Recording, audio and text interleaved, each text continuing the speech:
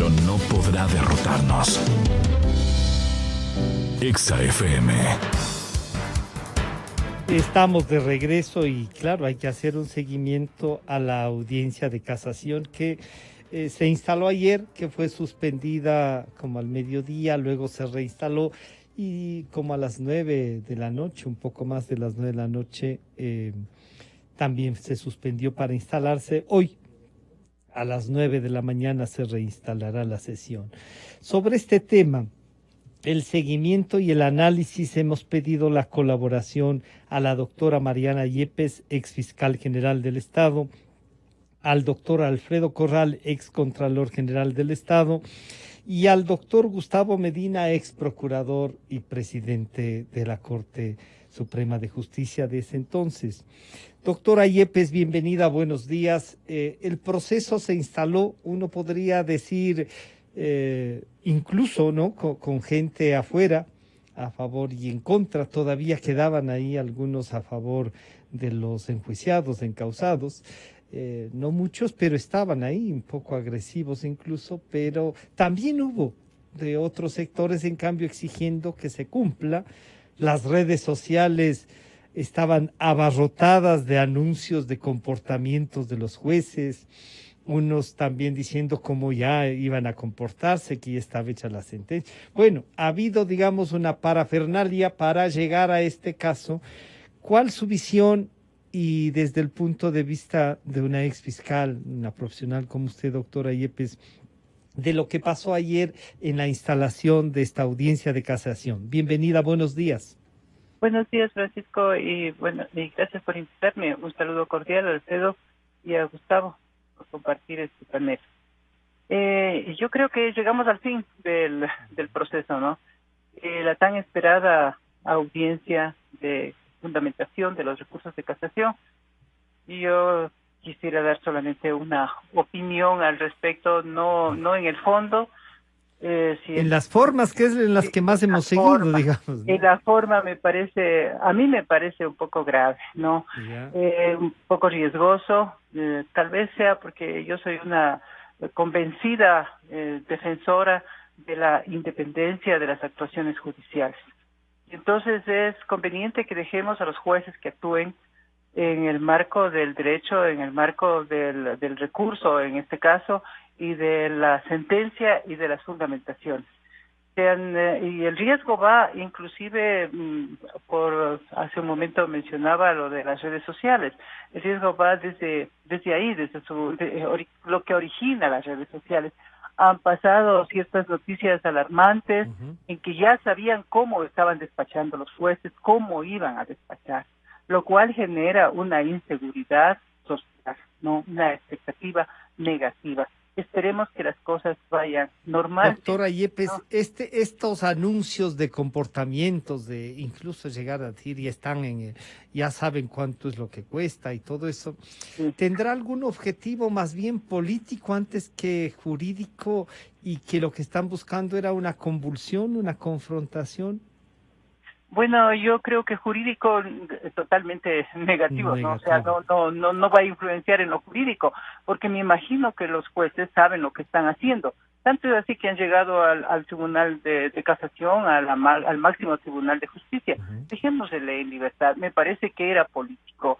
Ahora, ¿qué sería? En una red social circulaba un artículo, un anuncio, ¿qué sería, no? Que decía, sí, esto sí es verdad, que sí. Bueno, y a mí no sabemos cómo denominarlos. Lo que pasa es que a veces pueden creer que eso es información, que eso es comunicación. No era información. Eso era una agresión. Exactamente, y a veces cuando hay un dicho común, piensa mal y acertarás, más o menos esto es lo que estaba pasando.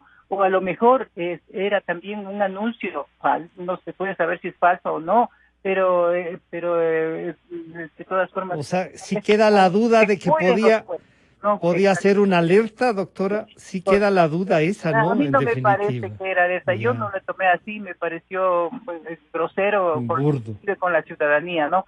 Y peor con los jueces. Yo creo que ellos cumplieron su deber y ayer se vio cómo ellos dieron con orden los minutos a cada uno de los recurrentes, porque ya ellos ya hicieron su fundamentación escrita. Por esa razón fueron algunos admitidos y otros no fueron admitidos. Esta admisibilidad lo que establece es un marco de acción dentro del cual pueden desenvolverse los recurrentes y también los jueces, porque no todos los puntos que pudieron haber presentado para que se base la casación han sido aceptados. No puede ser que todos. A mí me parece que no serían todos, por eso es que solamente están concretándose a ciertos puntos. Y entonces, sobre eso tiene que hacer. Ahora, ¿cuál va a ser el resultado? El resultado es que la fundamentación lo hagan bien, ¿no? Yo escuché que uno de los temas que se había motivado la casación con respecto al expresidente Correa era la calificación de autoría y de instigador. Yo no me atrevo a dar ningún criterio que sea a favor o en contra. No me parece bien, los jueces sabrán cómo decir. Pero de todas formas, si es instigador, si es autor, es autor. Yeah. ¿No? De acuerdo con la norma legal, los dos términos sí, pueden no caber en el igual. delito. Sí, no son iguales, no son iguales, porque la autoría puede ser directa y puede ser mediata. Entonces aquí me parece que le estaban calificando como mediata. Y entonces decía, de acuerdo con el artículo 42 me parece que citaban. Sí, decía que si es autor mediato no es instigador. Hay que leer bien la norma, y entonces siempre el instigador es autor, el autor mediato es autor, o sea, no se discutiría la autoría. Y cuando terminó la exposición o iba a entrar a exponer, en un momento que le entrevistaron a la fiscal general, ella decía, ellos no han alegado nada respecto del delito propiamente dicho, sino respecto de la responsabilidad. Esto sería la responsabilidad. Entonces decir que es autor directo, es autor inmediato, es instigador, ¿qué? Es autor. Sí, es autor. Es autor. Y entonces son las cosas. A lo mejor hay otros que están diciendo que no son autores, sino que son cómplices. Claro que sí. Y aquí, esto es lo que decía para recordar y pedirle al doctor Corral que en virtud de esta visión que usted ya nos permite, doctora Yepes, decir, o sea, puede contar la cancha de afuera, digamos, las tribunas, pero en la cancha están tratándose los temas para ir en términos deportivos. Lo que decía ayer en una entrevista en el intermedio de la audiencia, cuando hubo esta primera, digamos, paro de la audiencia para continuarla luego en la tarde, decía la fiscal lo siguiente. Por el momento van exponiendo 8 defensas técnicas de los acusados. Ellos se han limitado a indicar al tribunal de alzada, en este caso a los señores jueces de la Corte Nacional de Justicia, que se les ha aplicado indebidamente la ley. No han negado la existencia del delito y más bien lo que han indicado es la no responsabilidad de sus defendidos, porque, por ejemplo, en un caso indican que fue la empresa la que pagó los sobornos, no la persona natural, como si la empresa fuese quien acuerda con la persona natural la suscripción del contrato. Esperamos culminar el día de hoy por la forma como va avanzando, de forma ordenada, y tenemos la firme confianza de que la justicia brillará el día de hoy en el Ecuador. Doctor Alfredo Corral, bienvenido, muchas gracias por atendernos. Bueno, este era no solo por lo que se puede escuchar en el audio, el ambiente con el que estaba.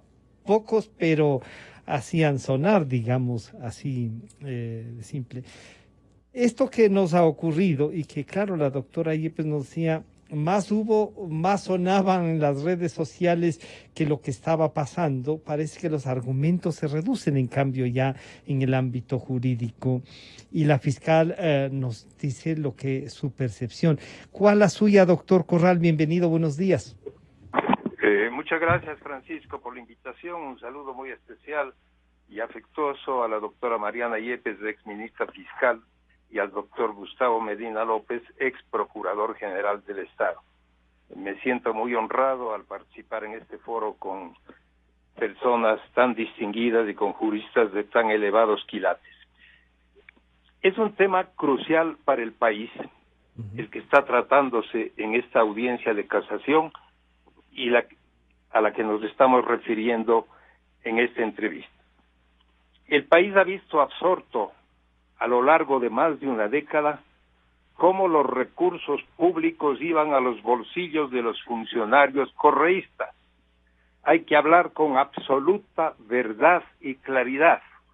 Fue un régimen nefasto de corrupción máxima, nunca ocurrido en la historia del Ecuador. Los jueces que están ahora conociendo el recurso de casación, que son, si no me equivoco, los doctores Lauro de la Cadena, Milton Ávila y José Layedra, obviamente que tienen que obrar con independencia, como ha dicho la doctora Mariana Yepes, con pulcritud, con solvencia intelectual, profesional y moral, y apegados a la ley y al derecho, tienen que resolver los recursos que están en conocimiento de ellos, y esa resolución es muy posible que se la dé el día de hoy, luego de que se reinstale la audiencia a partir de las 9 de la mañana. Es un recurso de casación, no es recurso de tercera instancia. Hace muchos años se eliminó del ordenamiento jurídico nacional la tercera instancia que estaba a cargo de la Corte Suprema de Justicia y se instauró un recurso de orden legal que es el de casación, que solo permite modificar una sentencia en caso de que haya existido violaciones a la ley, y específicamente en el caso del recurso de casación en el ámbito penal como es este, el artículo 656 del Código Orgánico Integral Penal precisa que este recurso solo procede cuando se haya violado la ley y cuando haya existido una indebida aplicación de ella o por haberla interpretado erróneamente. Esto es fundamental. Ya no se pueden revisar los hechos que ocurrieron, ya no se pueden revisar las pruebas que fueron aportadas por la Fiscalía General del Estado y por la Procuraduría General del Estado, y supongo que también por los enjuiciados. Esa fase ya se acabó. Este juicio se terminó en su fase de la segunda instancia con una sentencia de última instancia, la que dictó el Tribunal de Segunda Instancia. El recurso de casación es un recurso extraordinario, muy técnico, excepcional, que ha sido rechazado en la gran mayoría de los casos por no cumplir los requisitos legales. En este mismo caso, si no me equivoco, se inadmitió a trámite el recurso de casación que fue interpuesto por la exministra María de los Ángeles Duarte, por Walter Solís, por Rafael Córdoba, por Alberto Hidalgo, y en el caso de Laura Terán, ella ya cumplió la condena, de tal manera que la sentencia está ejecutoriada para esos sindicados, para esos condenados cuyo recurso de casación no fue admitido. Lo que está conociendo ahora el Tribunal de Casación es el recurso que queda pendiente de aproximadamente 15 personas que, como ha dicho la ministra fiscal y lo acabamos de escuchar ahora, no han negado la existencia del delito. Esto es algo fundamental, de tal manera que han reconocido que hubo una maquinaria, que hubo una asociación para delinquir, para exigir recursos, para exigir dinero a los contratistas, a los empresarios, a cambio de otorgarles contratos de obras públicas. Es insólito que no haya todavía una sentencia final definitiva después del tiempo que ha pasado de las investigaciones que hicieron los periodistas, del arduo trabajo que ha realizado la ministra fiscal y también la Procuraduría General del Estado, y sin negar en absoluto el derecho de defensa que tiene toda persona, que se llegue ya por fin a una sentencia final que ponga fin a este proceso y que determine con la justicia, con el derecho, con la ética, con la moral, si los acusados son culpables o no, y en caso de serlo, que cumplan a la condena y que devuelvan al Estado los recursos que se robaron, que devuelvan al Estado todos los delincuentes de los casos de delitos por corrupción, que devuelvan los recursos que se robaron del pueblo ecuatoriano, porque los servidores públicos van a las funciones públicas para servir a la ciudadanía, para emprender en acciones de beneficio colectivo, de salud, de educación, de vivienda, etcétera, y no para enriquecerse en forma personal. Quiero saludar también al señor doctor Gustavo Medina, ex procurador general del Estado y expresidente de la Corte Suprema. Doctor Medina, bienvenido. Bueno, el análisis hecho tanto por la doctora Yepes, que decía, quiero hablar también sobre las formas, y el doctor Alfredo Corral, que dice, aquí hay una esencia de lo que le ha pasado al Estado, no podemos olvidar todo, incluso él dice, lo que hay es que recuperar lo que nos han robado.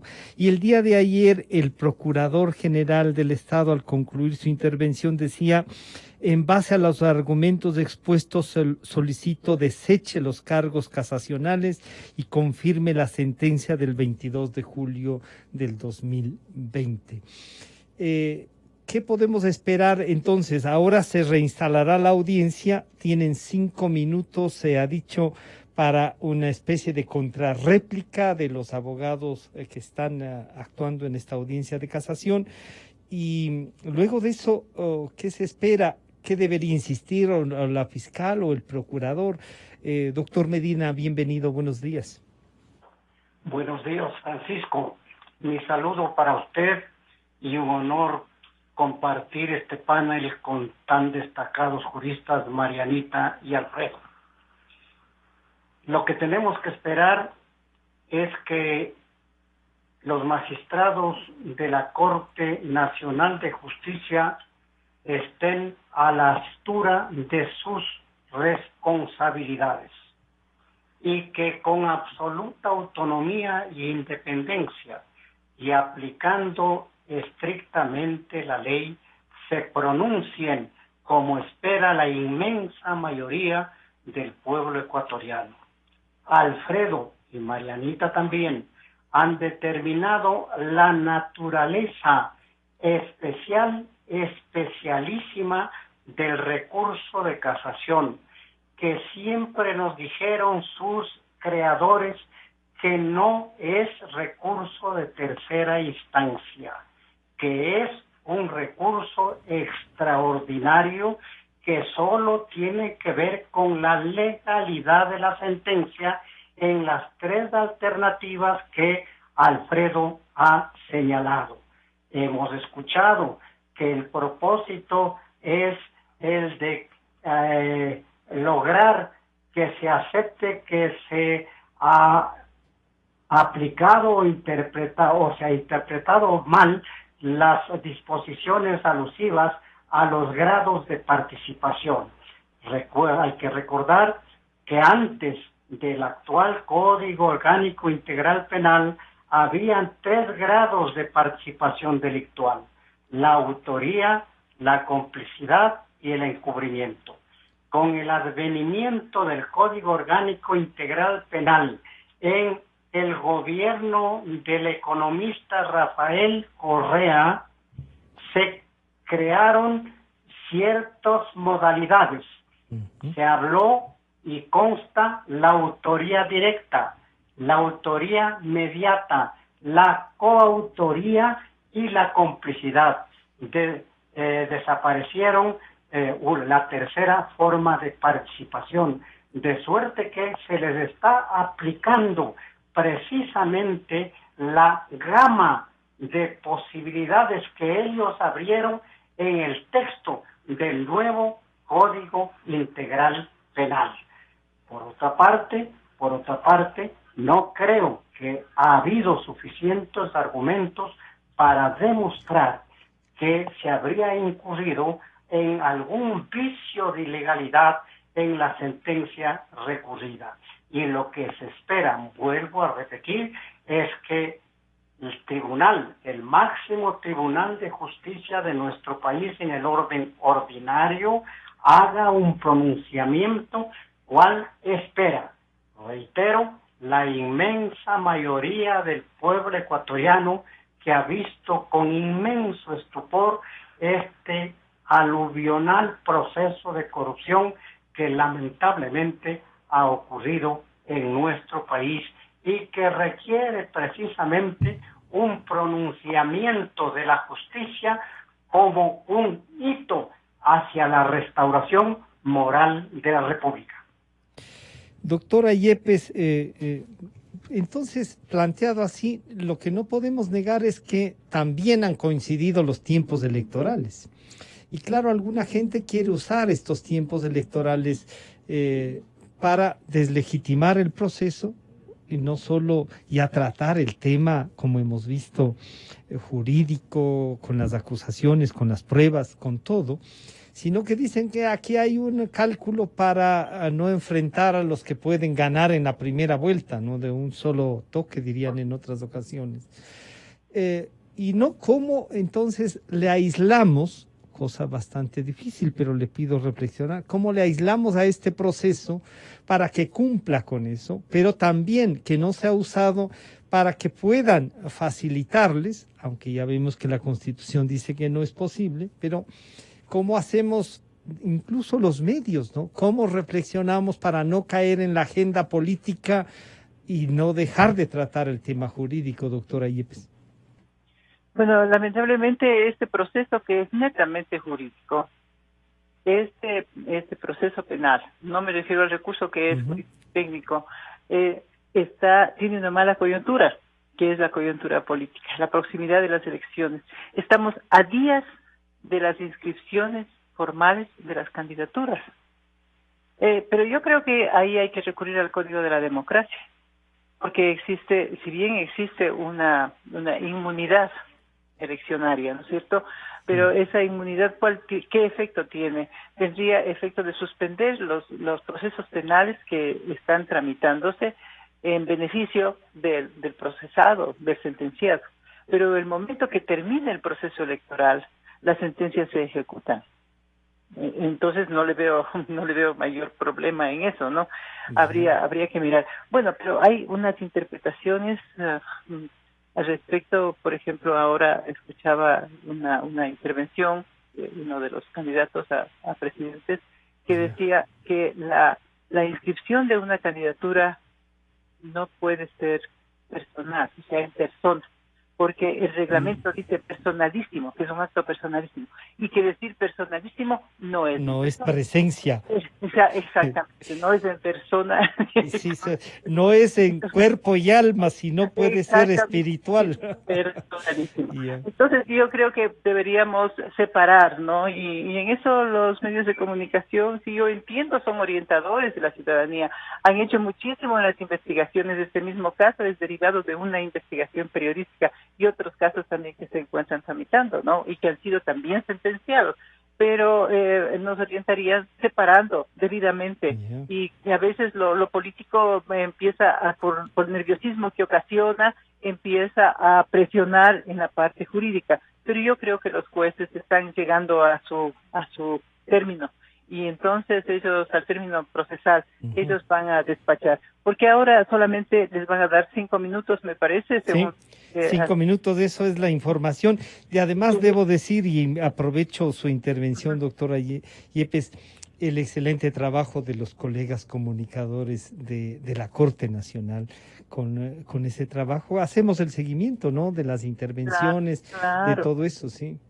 o sea, la presencia de los comunicadores sociales es orientador y es la transparencia, ¿no? Eso procura la transparencia para que la ciudadanía se entere. No es para estorbar ni para hacer un camino, para crear la mala intención. Esas son malas informaciones, ¿no es cierto? Pero yo creo que ahora tiene 5 minutos cada una, me parece que son 16 procesados, 16 que tenían esto. Y luego ya no interviene. ¿Qué van a hacer ellos? A contestar la réplica de la fiscal y del procurador, pero ya no intervienen después de ellos, porque de nuevo vamos a una cadena infinita y de acuerdo con las normas procesales sobre el ejercicio de la defensa, termina siempre con el procesado.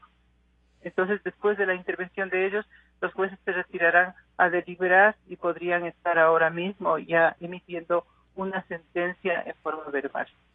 Podría ser hoy mismo en forma verbal. Después vendrán, les tendrán porque que comunicar por escrito. Sí, exactamente. Ahorita no van a analizar la prueba. Esa es mi idea. No.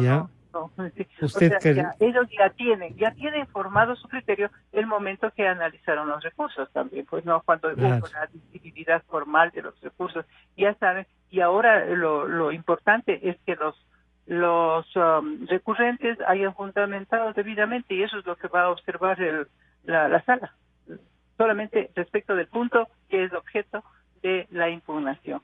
Entonces ellos estarán ya analizando, ya tienen antecedente, no van a analizar pruebas, no van a analizar nada, sino solamente las exposiciones que dicen y las sentencias. Para eso la sentencia es única, la sentencia ya tienen que haberla analizado y van revisando los alegatos que han hecho los procesados.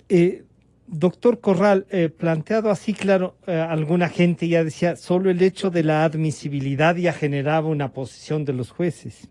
Después ya usted mismo nos ha recordado que 4 de los procesados no fueron, 4 de su recurrencia, digamos, de su planteamiento no fueron aceptados. Y los jueces de la cadena Ávila y La Hiedra, que usted también nos ha recordado, están actuando, van a tener entonces que resolver esto en virtud de lo que la doctora Yepes y ustedes nos han dicho. ¿Se podrá alcanzar de alguna manera, y me pongo ahí a pensar desde afuera, doctor Corral, que alguno diga, sí, en este caso en realidad no había los suficientes argumentos o no había el argumento jurídico, y resuelven que no, que la sentencia del uno no es compatible? ¿Se puede echar abajo el proceso por uno o se revisa solo lo de uno? ¿Qué puede pasar, doctor Corral? Bueno, los jueces están conociendo un recurso de casación, que como hemos aclarado ya, no es recurso tercera instancia. Los acusados han reconocido la existencia de los hechos, o sea, la existencia del delito, según nos ha manifestado la propia fiscal. Lo puso hace un momento la ministra fiscal, que ha hecho una tarea titánica que merece el aplauso de todo el país, como en su tiempo hizo la doctora Mariana Yepes como ministra fiscal y como en su tiempo actuó el doctor Gustavo Medina como procurador del Estado. Ahora también están actuando la ministra fiscal general del Estado y el procurador general del Estado en base a la esperanza y a la fe que todavía tiene el pueblo ecuatoriano de que se haga justicia. Que hay una connotación política, se dice todo el tiempo. Obvio que hay una connotación política, porque son políticos los que están acusados y los que están condenados. No se puede separar esa actividad política de Rafael Correa.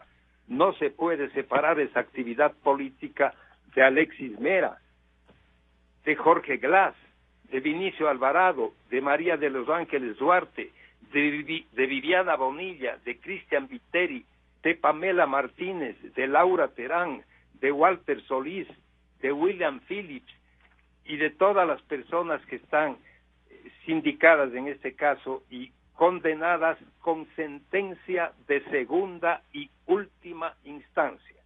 Claro es que a través del recurso de casación, si es que se admitiese en el evento no consentido, como se dice, en términos jurídicos de que ello pudiera ocurrir, teóricamente, por supuesto que puede modificarse una sentencia. Se puede echar abajo, como se dice también vulgarmente, una sentencia, si es que se la casa con ese, es decir, si se acepta el recurso de casación, siempre y cuando tuviera fundamento, siempre y cuando se hubiera violado la ley, siempre y cuando se hubiera interpretado indebidamente la ley, siempre y cuando se hubiera hecho una indebida aplicación de normas legales, lo cual es evidente que no ha ocurrido. Estos recursos son, como lo dice comúnmente el público, el pueblo, son pataleos de ahogado. Es la última instancia legal que les quedaba para pretender impugnar la sentencia. Pero no nos admiremos que luego de esto todavía pretenderán, y ya lo ha anunciado el defensor, que creo que de María Ángeles Duarte, ya ha anunciado que va a plantear una acción extraordinaria de protección ante la Corte Constitucional o que va a acudir a organismos internacionales. Es decir, ellos no van a callar, van a seguir pretendiendo que quede en la impunidad los hechos delictivos que cometieron.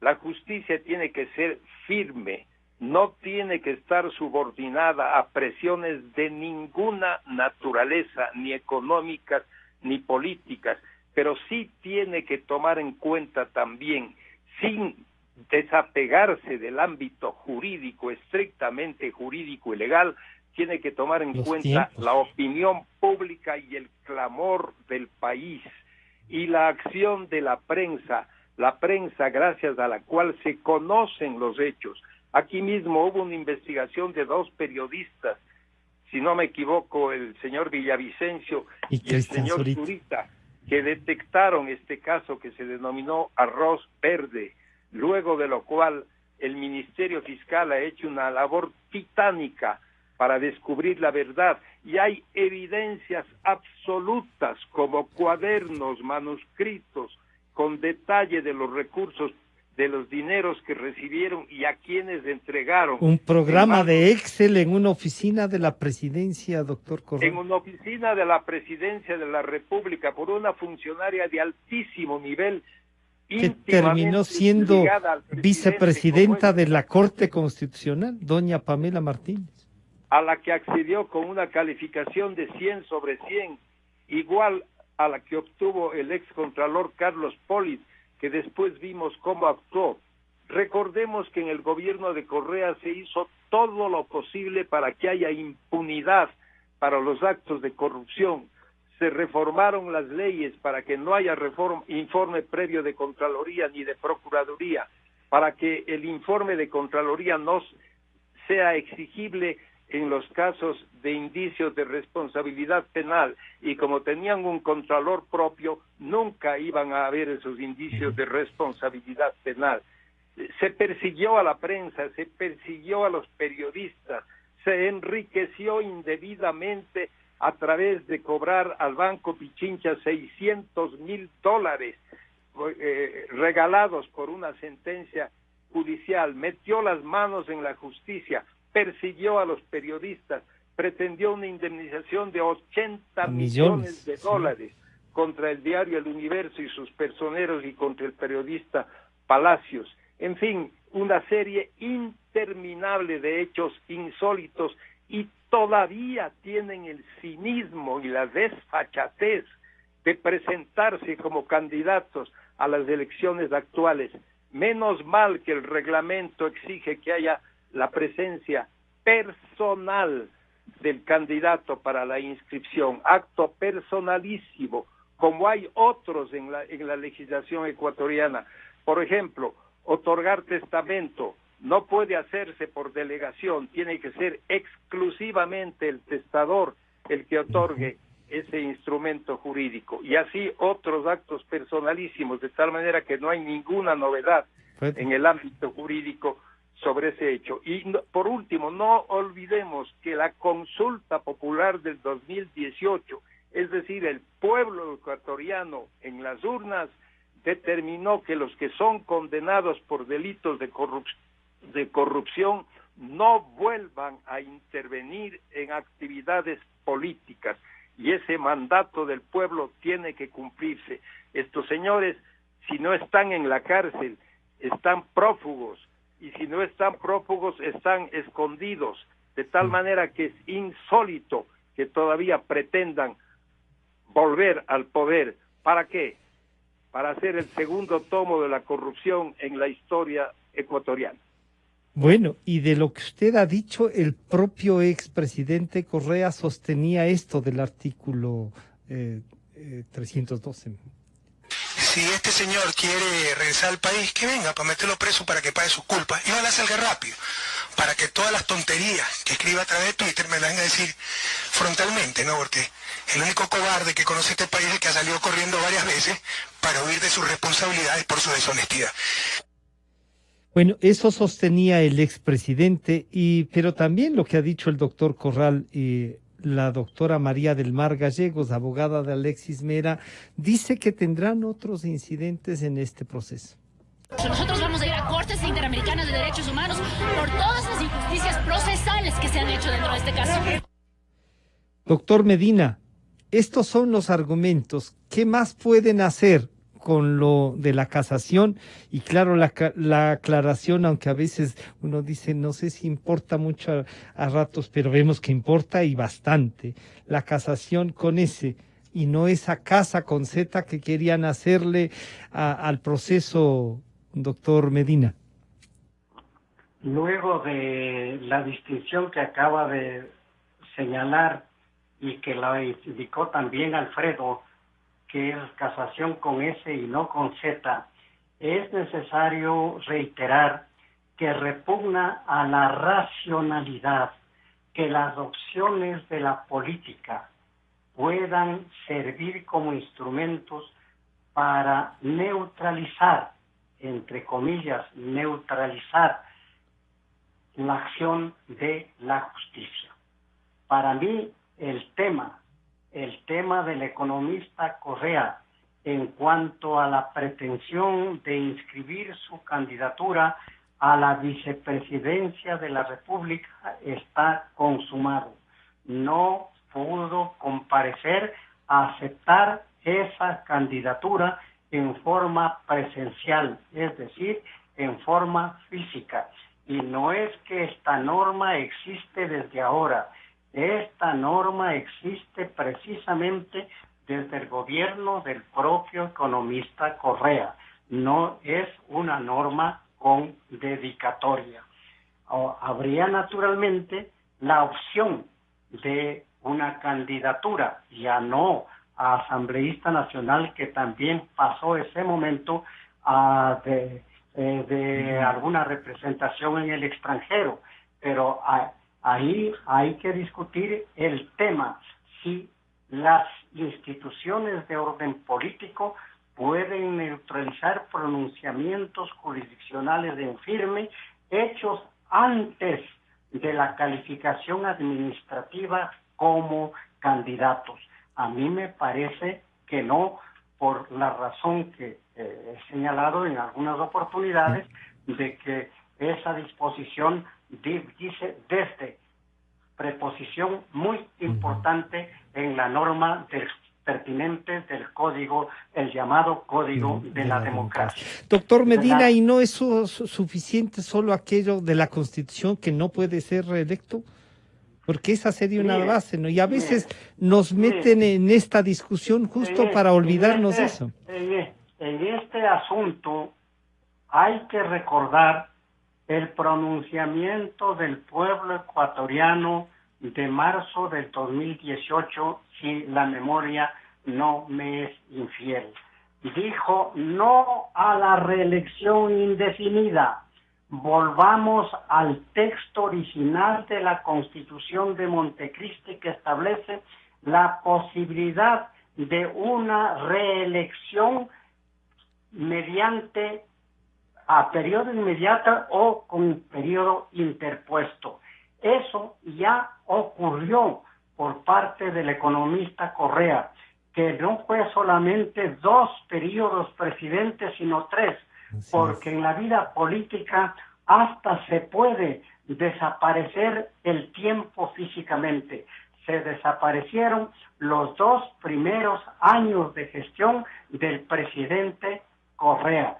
Pero aún más, no podía ser candidato a la vicepresidencia porque la propia Constitución creada en ese gobierno establece que las mismas limitaciones o inhabilidades que pesan sobre la candidatura presidencial lo hacen también respecto de la candidatura vicepresidencial, de suerte que esa posibilidad está absolutamente negada en el orden constitucional y en el orden legal y en el orden práctico.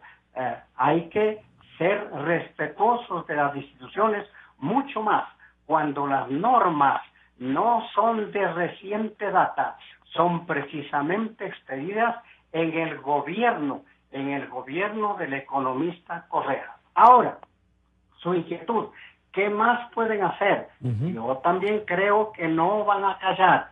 Las tácticas y las estrategias políticas van a seguir insistentes. Y entre esas tácticas y estrategias estará la posibilidad de interponer una acción constitucional, no sé con qué fundamento, o recurrir a instancias internacionales.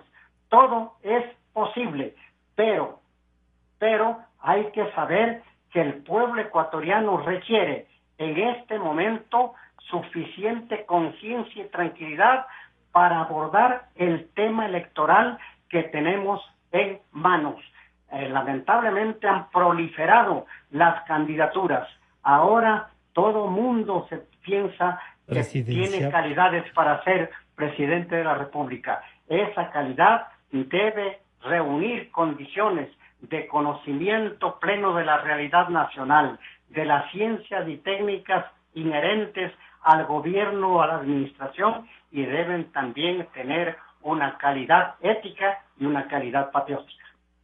Quisiera entonces, para concluir este diálogo, pedirles a los tres un mensaje de tranquilidad por lo que se ve y ustedes han dicho, sin tener en cuenta 2 cosas. Uno, que la resolución de los jueces es la que hay que respetar, tomando, digamos, conciencia de que los jueces lo harán en derecho.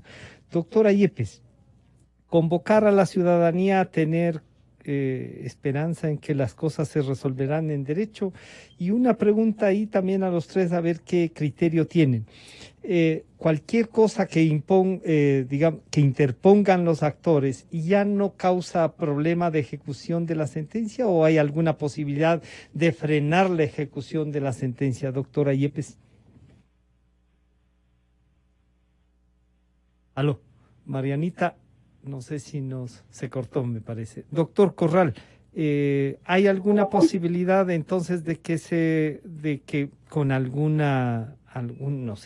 argumento jurídico ya no tengamos sentencia ejecutoriada? No, ninguna. Ya. Una vez que se resuelva este recurso de casación, como el país lo espera, ojalá el día de hoy, es decir, que los jueces, aplicando el derecho, la moral, la ética, los conocimientos que tienen, la solvencia profesional y moral, una vez que se rechace el recurso de casación, queda definitivamente firme la sentencia y tiene que ejecutarse en forma inmediata.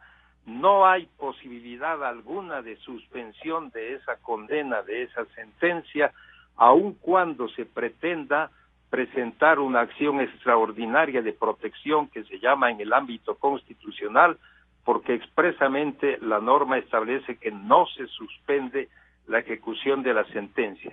Tampoco se suspende en el eventual caso de un recurso de revisión que se admite en materia penal. Entre los ejemplos que pone el propio código dice, si es que la persona que se creía muerta no ha fallecido. Ahí cabe un recurso de revisión, pero ni siquiera ese recurso impide la ejecución de la sentencia. Esperamos confiados la sentencia de los conjueces que están integrando este Tribunal de Casación para tranquilidad del país, para seguridad del país, para tener todavía fe en la administración de justicia, para que no haya impunidad y para que los hechos de corrupción sean sancionados como ordena la ley. Así espera el país. Doctor Medina, ¿cuál sería su mensaje entonces en esto? Y ya vemos que no hay ninguna posibilidad de que la sentencia no sea ejecutoriada después de lo que den a conocer hoy los jueces y les notificarán por escrito. Doctor Medina. Efectivamente, no hay ninguna posibilidad jurídica de neutralizar la ejecución de esa sentencia, ni en el orden jurídico interno, ni en el orden jurídico internacional. En el orden jurídico interno, la posibilidad de interponer un recurso extraordinario de protección ante la Corte Constitucional no neutraliza, no produce el efecto de suspender la ejecución de la sentencia. Ella tiene que aplicarse.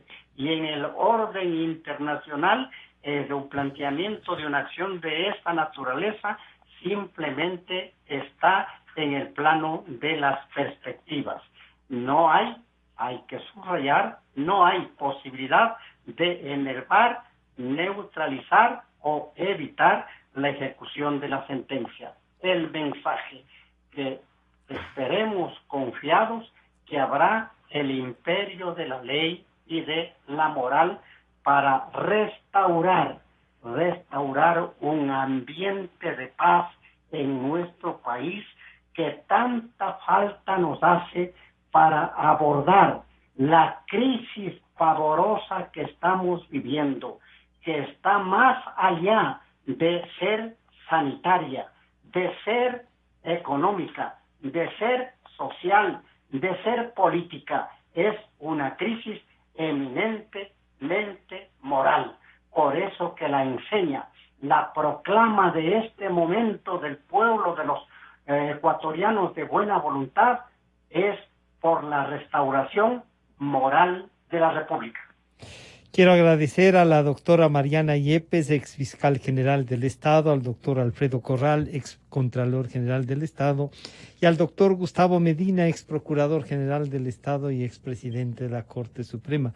A los tres, muchas gracias por compartir su conocimiento, por un poco, digamos, desbrozar el entendimiento de todos para ver lo que acontece, ¿no?, en la vida diaria del país. Muchísimas gracias. Por ahora estamos culminando ya nuestra tarea. Nos encontraremos mañana siempre buscando la verdad, como nos recuerda Gonzalo Rosero, nuestro director general. A continuación tenemos Clarito está, con el economista Vicente Albornoz y el economista Sebastián Oleas. Hasta el lunes entonces. Llegan Vicente Albornoz y Sebastián Oleas, conocidos como Los Explicadores, para presentarnos Clarito está,